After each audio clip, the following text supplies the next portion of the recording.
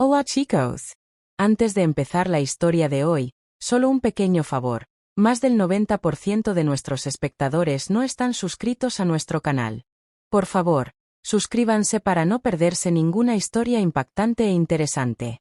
Vamos a comenzar la historia de hoy. Nunca imaginé que llegaría el día en que tendría que contar algo como esto. No lo cuento para justificarme, ni para buscar simpatía. Lo cuento porque, a veces, la culpa pesa tanto que uno necesita soltarla. Y también porque sé que no soy la única que ha cometido errores, que ha sentido un vacío tan grande que hasta lo prohibido parece tener sentido. Mi nombre es Elena. Tengo 37 años, estoy casada con Daniel desde hace 15 años, y tenemos una hija de 12. A ojos de todos, teníamos una vida tranquila, estable. Daniel es un hombre trabajador, responsable, de esos que llegan puntuales, pagan las cuentas a tiempo, y nunca alzan la voz. En teoría, todo lo que una mujer debería querer. Y durante mucho tiempo, yo creí que era suficiente. Pero no lo era. No sé en qué momento dejé de sentirme viva.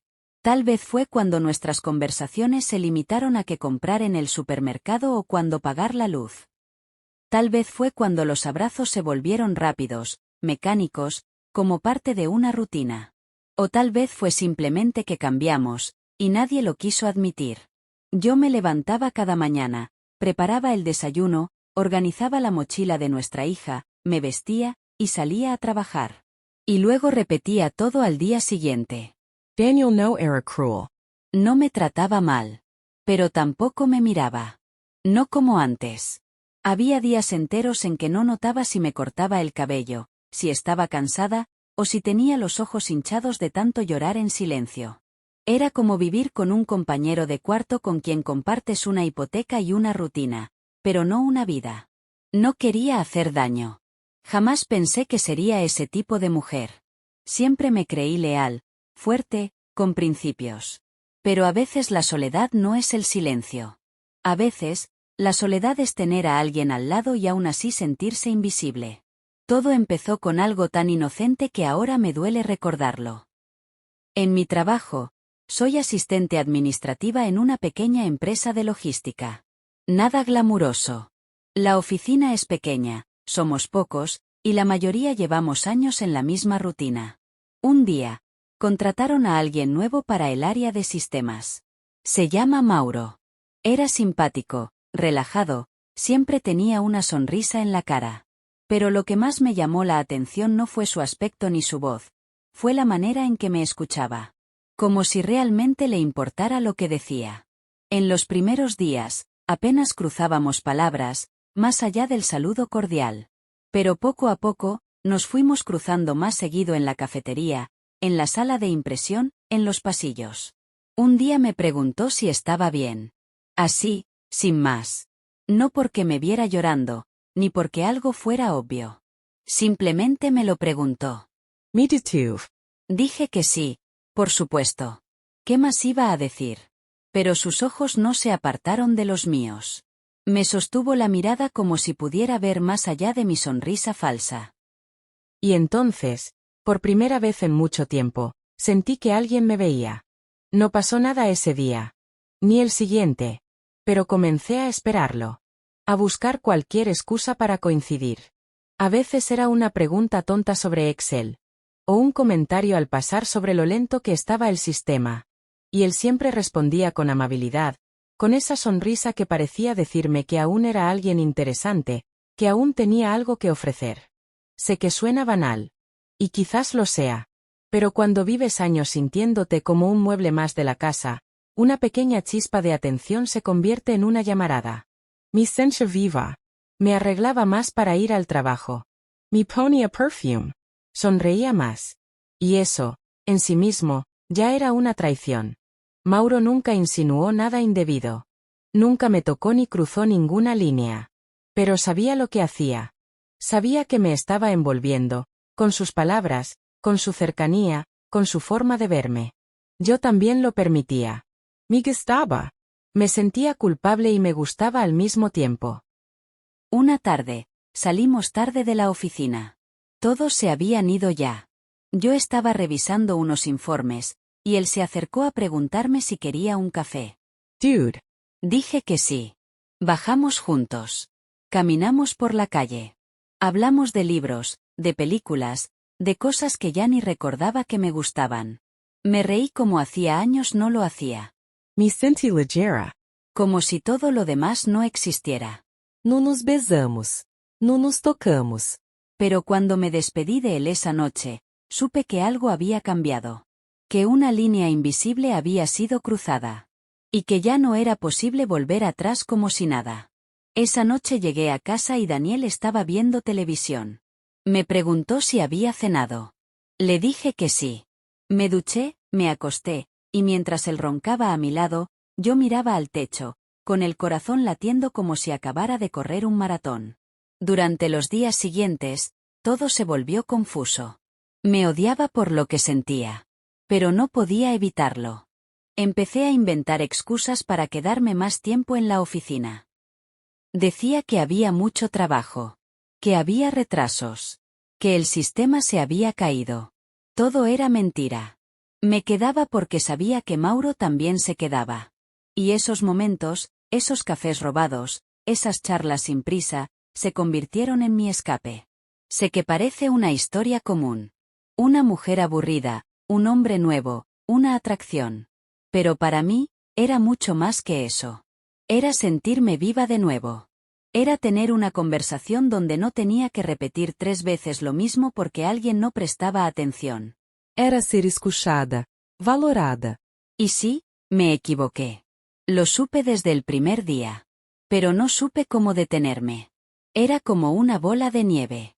Al principio pequeña, pero con cada día que pasaba, crecía más y más, hasta que ya no podía frenarla. Un día, Mauro me invitó a tomar algo después del trabajo. Dijo que había un bar cerca, tranquilo, sin mucha gente. Dude. Inventé una excusa. Pero al final acepté. Me arreglé como no lo hacía en años. Me sentí nerviosa, como una adolescente en su primera cita.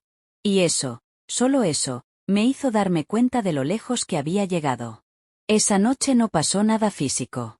Hablamos durante horas. Me contó cosas de su infancia, de su divorcio, de su hija pequeña. Me preguntó por mi matrimonio, y por primera vez, hablé sin filtros. Le dije que me sentía sola. Invisible. Que ya no sabía si mi marido me quería o solo me toleraba. Mauro no me juzgó. Solo me escuchó. Cuando me dejó frente a casa, me miró a los ojos y dijo: mereces ser feliz, Elena. No olvides eso. Y luego se fue. Entré a mi casa con un nudo en el estómago. Mi hija ya dormía. Daniel también. Me miré en el espejo del pasillo y casi no me reconocí. No por el maquillaje, ni por el vestido. Sino por la mirada. Había algo roto en mí. Algo que ya no sabía si podía reparar. Y aún así, seguí. Porque el dolor de vivir apagada era más fuerte que la culpa. Esta es solo la primera parte. No hay finales felices en lo que estoy contando. Tampoco hay justificación. Solo una verdad que me consume desde dentro. Cuando estés listo, te contaré la segunda parte. Después de aquella noche en el bar, algo dentro de mí cambió definitivamente. No fue solo el hecho de haber aceptado salir con Mauro, sino la manera en que me sentí después, viva, vista, recordada. Lo más doloroso de todo era que no me sentía así desde hacía años, y darme cuenta de eso fue como una bofetada. En casa, las cosas seguían igual. Daniel seguía con su rutina de siempre. Llegaba, se quitaba los zapatos, se servía agua, encendía la televisión. Yo lo miraba y me preguntaba cómo llegamos a convertirnos en extraños que compartían una cama. La costumbre se había comido el amor. Él no sospechaba nada. No porque confiara ciegamente en mí, sino porque nunca se detenía a mirar con atención. Si llegaba tarde, asumía que era por trabajo. Si me notaba distinta, simplemente lo atribuía al cansancio. No preguntaba. No quería saber. Mi hija, por otro lado, era mi ancla. Su risa, sus preguntas interminables, su manera de abrazarme sin motivo, todo eso me recordaba que aún había una parte de mi vida que tenía sentido.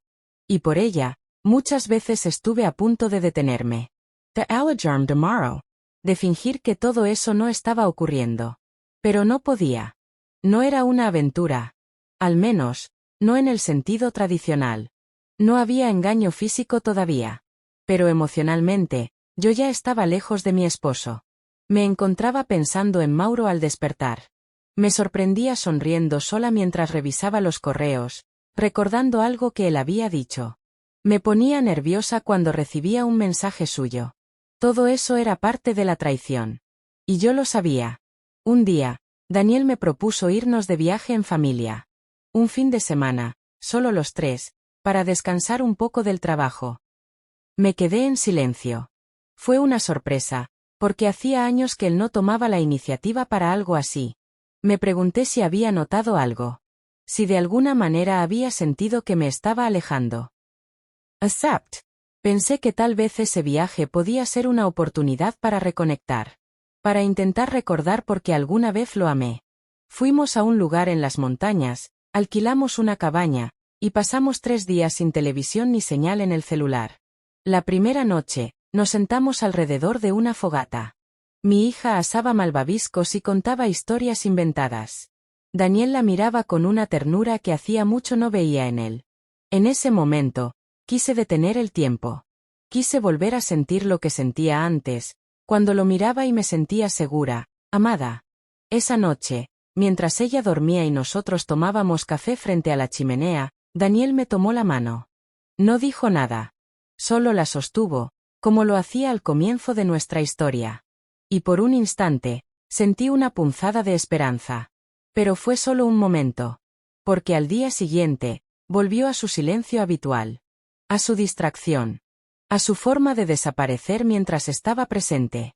Y yo, a mi vacío. Al volver del viaje, supe que ya no podía seguir ignorando lo que sentía.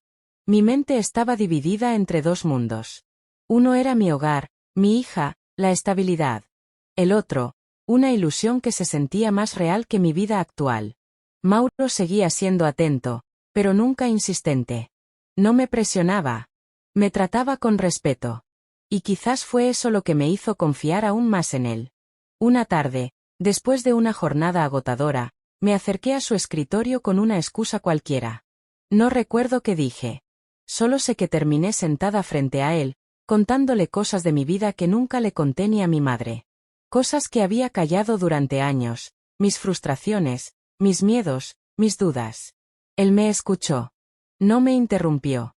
Solo asentía de vez en cuando, como si cada palabra mía le importara. Cuando terminé de hablar, hubo un silencio largo. Me sentí expuesta. Vulnerable. Y pensé que tal vez él se alejaría. Pero no lo hizo. Solo dijo, no mereces cargar todo eso sola. No supe qué responder. Quiz you are. Quiz you. Pero me quedé ahí, sentada, con el alma en la garganta. Días después, comenzó a enviarme mensajes por las noches. Pequeñas frases. ¿Cómo te fue hoy? Pensé en ti cuando escuché esta canción. Ojalá tu día haya sido mejor que ayer. Nada inapropiado. Pero cada palabra suya era como un hilo que me ataba más fuerte a él. Yo respondía. No podía evitarlo. Era adictivo. Sentía que por fin alguien se preocupaba por cómo me sentía, más allá de mis funciones como madre o esposa. Una noche, mientras Daniel dormía, me levanté para tomar agua y vi un mensaje de Mauro. Decía, a veces pienso en lo distinto que sería si te hubiera conocido en otro momento. Ese mensaje me destrozó. Porque yo también lo pensaba. Pero al día siguiente, cuando lo vi en la oficina, noté algo distinto en él. Evitaba mi mirada. Se mostraba más frío, más distante. En el almuerzo, no se sentó cerca. En las reuniones, no me dirigió la palabra como antes. Pasó una semana así. Sentí que me estaba volviendo loca. ¿Había cambiado de opinión? ¿Se había dado cuenta de que estaba jugando con fuego? ¿Se estaba alejando para protegernos a ambos? Finalmente, lo enfrenté. Le pregunté si había pasado algo. Me miró con tristeza y me dijo, no quiero hacerte daño, Elena. Y siento que si seguimos así, vamos a arruinarlo todo. Me quedé en silencio. Tenía razón. Lo sabíamos. Pero eso no hacía que doliera menos. Esa tarde, Regresé a casa como un fantasma. Cenamos en silencio. Daniel ni siquiera notó que había llorado en el auto. Me pregunté cómo podía compartir la vida con alguien que no percibía mis grietas. Pasaron días. Semanas. Yo intentaba mantener la distancia. Pero cada vez que lo veía, algo en mí se revolvía. Hasta que un día, Mauro me pidió que habláramos. Fuimos a caminar, a un parque cercano. Hablamos con sinceridad. Me dijo que estaba enamorándose de mí.